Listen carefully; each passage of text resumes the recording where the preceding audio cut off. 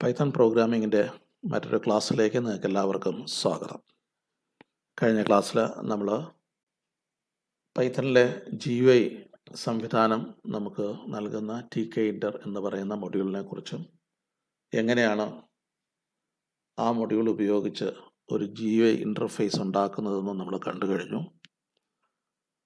ആ ഇൻ്റർഫേസ് ഉണ്ടാക്കുമ്പോൾ 3 പ്രധാനപ്പെട്ട വിഡ്ജറ്റുകൾ നമ്മൾ പരിചയപ്പെട്ടു. ഒന്ന് ലേബൽ, മറ്റൊന്ന് ബട്ടൺ, മറ്റൊന്ന് എൻട്രി. ഇന്ന് നമ്മൾ ഡിസ്കസ് ചെയ്യാൻ പോകുന്നത് ഈ വിഡ്ജറ്റുകൾ എങ്ങനെ നമുക്ക് ഒരു ഇൻ്റർഫേസിൽ ഓർഗനൈസ് ചെയ്യാം. അതിന് നമ്മൾ ഉപയോഗിക്കുന്നത് ജോമെട്രി മാനേജേഴ്സ് എന്ന് പറയുന്ന സംവിധാനമാണ്. ജോമെട്രി മാനേജർ എന്ന് പറയുന്നത് ഒരു വിൻഡോയ്ക്കകത്ത് നമ്മൾ ഉപയോഗിക്കുന്ന കമ്പോണൻറ്റുകൾ അല്ലെങ്കിൽ വിഡ്ജറ്റുകൾ അത് ഓർഗനൈസ് ചെയ്യാൻ വേണ്ടിയിട്ട്, അത് ക്രമീകരിക്കാൻ വേണ്ടി നമ്മെ സഹായിക്കുന്ന സംവിധാനമാണ് ജോമെട്രി മാനേജേഴ്സ് എന്ന് പറയുന്നത്. ഈ ഓരോ വിഡ്ജറ്റുകളും എവിടെ പ്രസൻറ്റ് ചെയ്യണം, ഈ സ്ക്രീനിനകത്ത് വിഡ്ജറ്റുകൾ എങ്ങനെ അറേഞ്ച് ചെയ്യണം, അത് തീരുമാനിക്കുന്നത് ജോമെട്രി മാനേജേഴ്സാണ്. കൂടാതെ ഈ വിഡ്ജറ്റുകളെ വിൻഡോസ് സിസ്റ്റത്തിനകത്ത് രജിസ്റ്റർ ചെയ്യുന്നത് അല്ലെങ്കിൽ ഇതിൻ്റെ ഭാഗമാക്കി മാറ്റുന്നതും ജോമെട്രി മാനേജേഴ്സാണ്. കൂടാതെ ഈ ഡിസ്പ്ലേ എങ്ങനെ ഇരിക്കണമെന്ന് തീരുമാനിക്കുന്നത് ജോമെട്രി മാനേജേഴ്സാണ്. അപ്പോൾ ജോമെട്രി മാനേജേഴ്സിൻ്റെ 3 ഡ്യൂട്ടീസ് എന്ന് പറയുന്നത്, ഒന്ന് വിഡ്ജറ്റുകളെ സ്ക്രീനിൽ അറേഞ്ച് ചെയ്യുക, 2 ഈ വിഡ്ജറ്റുകളെ രജിസ്റ്റർ ചെയ്യുക, 3 ഡിസ്പ്ലേ സ്ക്രീൻ എങ്ങനെയായിരിക്കണം അതിനെ മാനേജ് ചെയ്യുക. ഈ ആവശ്യങ്ങൾക്കാണ് ജോമെട്രി മാനേജേഴ്സ് നമ്മൾ ഉപയോഗിക്കുന്നത്. ജോമെട്രി മാനേജേഴ്സായിട്ട് 3 പ്രധാനപ്പെട്ട ക്ലാസ്സുകളാണ് നമുക്ക് ഉപയോഗിക്കാനായിട്ട് സാധിക്കുന്നത്. ജോമെട്രി മാനേജറിന് 3 രീതിയിൽ നമുക്ക് ഈ വിഡ്ജറ്റുകളെ ഓർഗനൈസ് ചെയ്യാൻ സാധിക്കും. ഒന്ന് എന്ന് പറയുന്നത് പാക്ക് എന്ന് പറയുന്ന ഒരു മെത്തേഡുണ്ട്. രണ്ടാമത്തത് ഗ്രിഡ് എന്ന് പറയുന്ന ഒരു മെത്തേഡ് ഉപയോഗിച്ച് നമുക്ക് ഈ മാനേജ്മെൻറ്റ് നടത്താം. മൂന്നാമത് പ്ലേസ്. ഈ 3നും 3 വ്യത്യസ്തമായിട്ടുള്ള അപ്രോച്ചാണ് നമ്മൾ സ്വീകരിക്കുന്നത്. Pack method organizes the widgets in blocks before placing in the parent widget എന്ന് പറഞ്ഞാൽ ഈ വിഡ്ജറ്റുകളെ ബ്ലോക്കുകളാക്കി എന്ത് ചെയ്യും, ഇത് ക്രമീകരിക്കും. പാരന്റ് വിഡ്ജറ്റിലേക്ക് ഇത് പ്ലേസ് ചെയ്തതിന് മുമ്പ് ബ്ലോക്കുകളായിട്ട് തിരിച്ച് ഇതിനെ നമുക്ക് ഓർഗനൈസ് ചെയ്യാൻ സാധിക്കും. ഗ്രിഡ് എന്ന് പറയുന്നത് it organises the widget in grid or table like rose and columns. Rose and columns ആയിട്ട് ഇത് ഓർഗനൈസ് ചെയ്യുന്നതിന് നമ്മൾ ഗ്രിഡ് എന്ന് പറയുന്ന മെത്തേഡ് ഉപയോഗിക്കും. പ്ലേസ് മെത്തേഡ് എഫക്റ്റീവ്ലി ഈ ഓട്ടോമാറ്റിക് കോൺഫിഗറേഷൻ മാറ്റിയിട്ട് യൂസറിൻ്റെ ഇഷ്ടപ്രകാരം എവിടെയെങ്കിലും ഒരു പ്രത്യേക പൊസിഷനിൽ പ്ലേസ് ചെയ്യാനാണ് ഉദ്ദേശിക്കുന്നതെങ്കിൽ അവിടെ നമ്മൾ പ്ലേസ് എന്ന് പറയുന്ന മെത്തേഡ് ഉപയോഗിക്കും. അപ്പോൾ ജോമെട്രി മാനേജേഴ്സ് 3 രീതിയിൽ നമുക്ക് വർക്ക് ചെയ്യിക്കാൻ സാധിക്കും.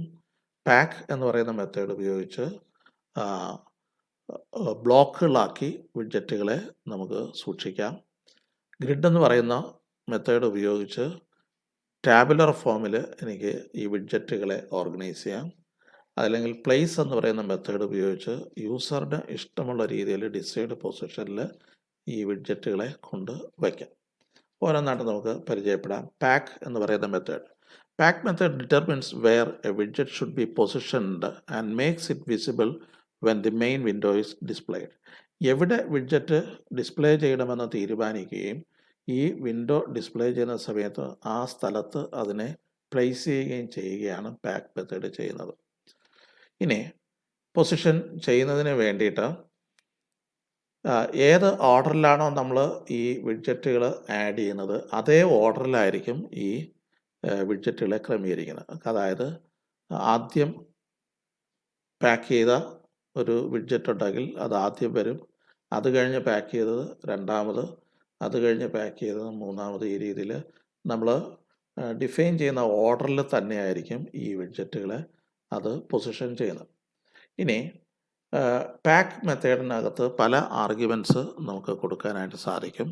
പ്രധാനമായിട്ടും സൈഡ് എന്ന് പറയുന്ന ഒരു ആർഗ്യുമെൻ്റ് നമുക്ക് കൊടുക്കാം. സൈഡ് എന്ന് പറയുന്നത് ഇത് ഏത് ഭാഗത്ത് വേണം, അത് ലെഫ്റ്റിൽ വേണമോ, ടോപ്പിൽ വേണമോ, ബോട്ടത്തിൽ വേണമോ, റൈറ്റിൽ വേണമോ, ഈ രീതിയിൽ ഈ പൊസിഷൻസിലൊക്കെ നമുക്ക് സൈഡ് അസൈൻ ചെയ്യാം. അപ്പോൾ പാക്ക് മെത്തേഡിനകത്ത് സൈഡ് ഈക്വൽ ടു ടോപ്പ് പറയുന്നതിന് പകരം tk.top ഇതൊരു കോൺസ്റ്റൻ്റ് ആണ്. tk മൊഡ്യൂളിനകത്ത് ഡിഫൈൻ ചെയ്തിരിക്കുന്ന കോൺസ്റ്റൻ്റ് ആണ്. tk.left, tk.right, RIGHT ക്യാപിറ്റലാണ്, tk.bottom, ഈ രീതിയിൽ അതിൻ്റെ പൊസിഷൻ നമുക്ക് സൈഡ് വെച്ചിട്ട് പറയാൻ സാധിക്കും. മറ്റൊന്ന് എന്ന് പറയുന്നത് ഫിൽ എന്ന് പറയുന്ന ഓപ്ഷൻ ഉണ്ട്. ഫിൽ, ഇവിടെ ഫിൽ ചെയ്യേണ്ട രീതി എന്ന് പറയുന്നത് tk.x കൊടുക്കാൻ tk.y കൊടുക്കാം. ഫിൽ ഈക്വൽ ടു tk.x എന്ന് പറഞ്ഞു കഴിഞ്ഞാൽ ഈ രീതിയിൽ ഹൊറിസോണ്ടലായിട്ട് അറേഞ്ച് ചെയ്യും. ഇനി tk.y കൊടുത്തു കഴിഞ്ഞാൽ അത് വെർട്ടിക്കലായിട്ട് അത് അറേഞ്ച് ചെയ്യും. ഓർ ബോത്ത് നിങ്ങൾക്ക് കൊടുക്കാനായിട്ട് സാധിക്കും. മറ്റൊരു മെത്തേഡാണ് ഗ്രിഡ് എന്ന് പറയുന്ന മെത്തേഡ്. അപ്പോൾ പാക്ക് മെത്തേഡിൻ്റെ മറ്റ് എക്സാമ്പിൾസ് നമുക്ക് നോക്കാം. ഗ്രിഡ് എന്നുള്ള മെത്തേഡ്, ഗ്രിഡ് എങ്ങനെയാണ് വർക്ക് ചെയ്യുന്നത്?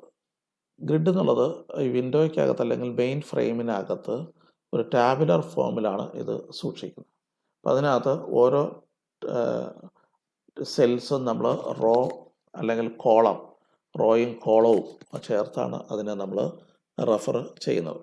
അപ്പോൾ ഒരു വിഡ്ജറ്റ് ഉണ്ടെങ്കിൽ ഡോട്ട് ഗ്രിഡ് എന്നുള്ള മെത്തേഡ് വിളിക്കുക. റോയുടെ നമ്പറും കോളത്തിൻ്റെ നമ്പറും കൊടുത്തു കഴിഞ്ഞാൽ അതിനനുസരിച്ച് അത് പ്ലേസ് ചെയ്തോളൂ. അപ്പോൾ കൊടുക്കുന്ന ഓർഡറിലല്ല, കോളം, റോ, അതിൻ്റെ വാല്യൂവിനെ ബേസ് ചെയ്തിട്ടാണ് ഈ വിഡ്ജറ്റുകൾ അവിടെ സൂക്ഷിക്കുന്നത്. ഇനി row equal to 0, column equal to 0 എന്ന് പറഞ്ഞാൽ ഈ ഭാഗത്തായിരിക്കും. Row equal to 1, column equal to 2 എന്ന് പറഞ്ഞാൽ ഈ രീതിയിലായിരിക്കും.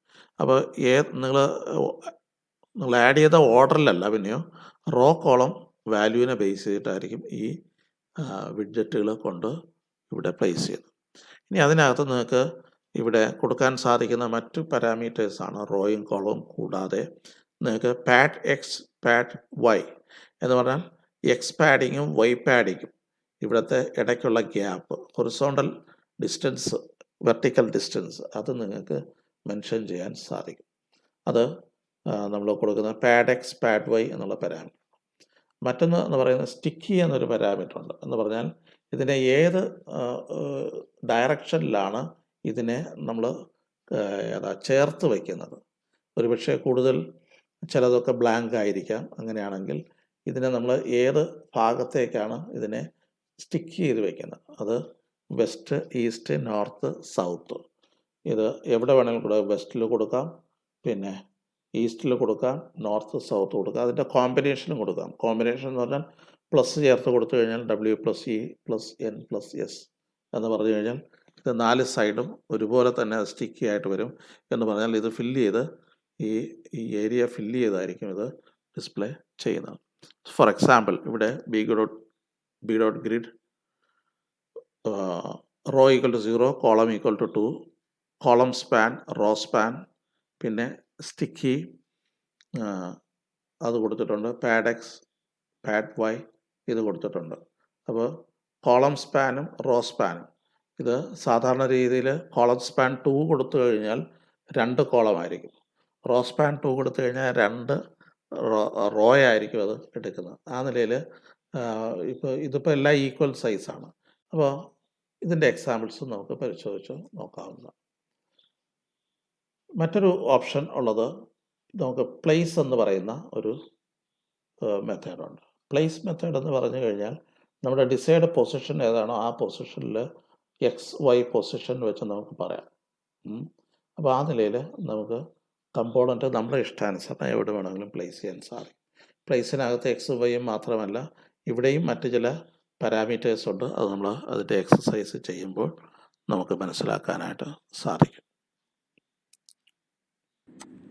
Now till this point we were using pack for placing our component inside of our window, but this was not actually great, because what an interface should look like is not it is going to be if we think of what we had till now.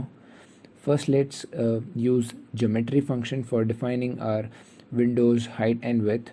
If I say 300x300 as a string inside of geometry, we will see that our window is now looking great. Also, if I pass in something like, let's first change it and see what is happening. So we can see a 300 width from the top and 100 height. If I say in that I need 500 distance from our edge, I mean the edge of my screen, I can actually do this by adding in plus operator within this string, which will say 250 from top of my window, top of my screen, and 500 from left edge, and similarly 50 from top now and 500 from the left edge of the screen. And this is actually done with the help of geometry. To keep it simple now, I'll say 300x300 to be width and height, and 100 spacing from the edges of my screen. Now I can see my window opening every time at the same position. Now let's try stuff with a button.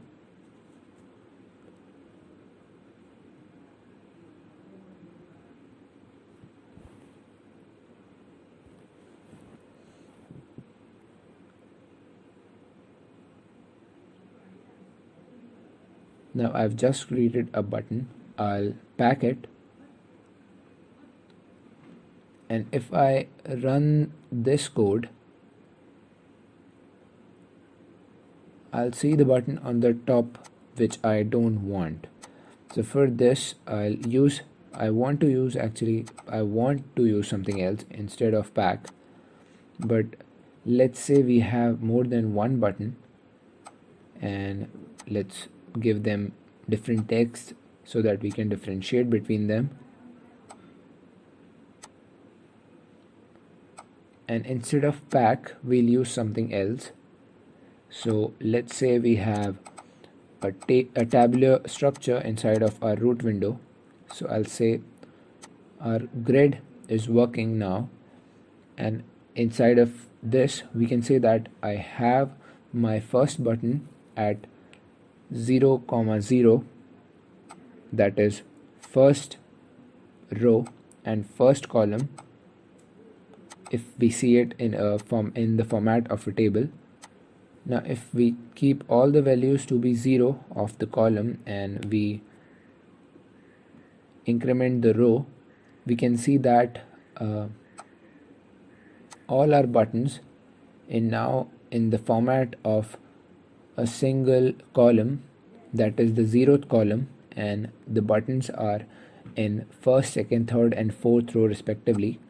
If I keep the rows to be 0 of all the buttons and I change the value of the columns, I can see that it is now in a single all the buttons now are in a single row, and create a different column for each of them.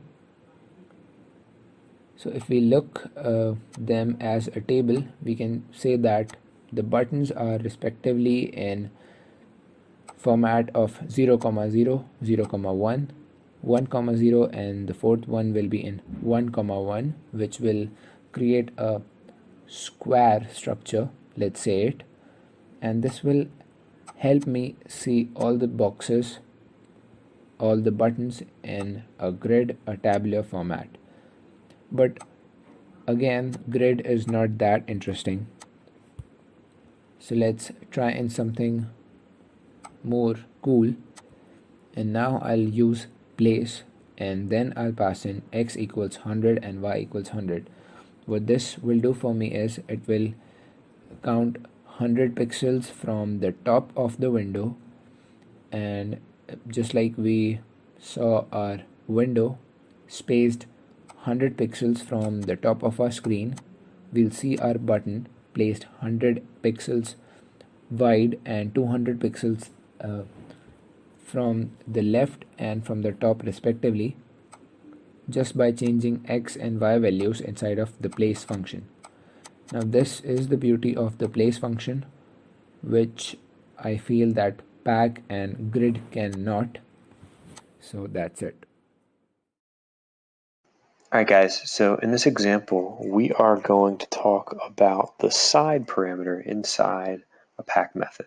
Okay, and I've created a little program here where it has 3 buttons, buttons 1, 2, and 3. We've packed 1, 2, and 3 buttons, and if you run it, all 3 buttons should be on top of each other, like this, 1, 2, 3. Okay, so we're going to talk about, well, what if we actually don't want the buttons stacked on top of each other? What if we want them like just side by side? Now, you could use the grid method, which we're going to talk about later, but in this example, we're going to talk about the pack method and the parameter side. So let's say I want the left button to be on the left, right? I would type in left. You can say left, right, top, bottom. So if I were to run this right now, it would move as far left as possible. Right? I'm going to pack it in as far left as possible. Now these two then pick up the rest of the space and say, okay, well, I'm going to go to the top, and I'm going to go, well, I'm just going to go as far as possible. I'm packing it in there, right? 2, 3. So let's say I say this one. Let's say side is equal to right. That's how you spell right. There you go. And pack it in there, right? It moves as far right as possible. Now button 3 doesn't know where to go because you said button 1 go left, button 2 go right. If I tell button 3 to go top or bottom, he's already at the top and he can't go any higher and he can't go any lower. So top or bottom wouldn't make sense. But like if I were to say like side is equal to left, right? And let's run it here. If I were to run this, he's going to move as far forward left as possible. Now, button 1 has already been moved all the way over to the left, right? So button 3 really can't go, it can go left as far as possible, but can't overtake button 1. So button 3 is as far left as possible. Same thing, if I made that right, it would go as right as possible. So let's go ahead and let's just say they're all left, right? And it would look like button 1, button 2, button 3 stacked right next to each other. Let's run it. 1, 2, and 3. Okay, so the side parameter can be passed inside the pack method in order to organize your buttons left to right. The grid method's a little better in my opinion, and we'll be talking about that soon. But if you want to use the pack method and want to just pack them in and push them all to the left, right, top, or bottom, you can do that using the side parameter.